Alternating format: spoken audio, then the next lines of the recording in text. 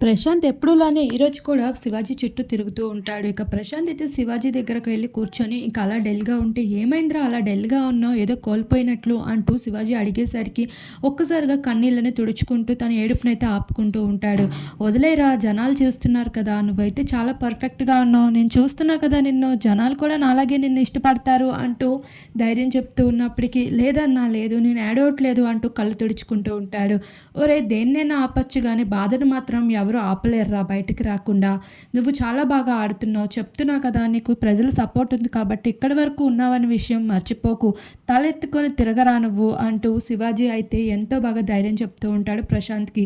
అయితే ప్రశాంత్ అయితే కోలుకొని ఇక కిచెన్‌లో ఉన్న వర్క్ అంతా చేస్తూ ఉంటారు. మరొక వైపు ప్రియాంక, శోభా శెట్టి మాత్రం ఫ్యామిలీ మీట్ కోసం మాట్లాడుకుంటూ ఫ్యామిలీస్‌ని మిస్ అవుతున్నామని, ఇంకో వారం రోజుల్లో ఇంటికి వెళ్ళిపోతున్నామని అనుకుంటూ ఉంటారు. మరోవైపు అమర్దీప్ మాత్రం నిన్న జరిగిన సంఘటన కోసమే ఆలోచిస్తూ ఎమోషనల్ అవుతున్నాడు.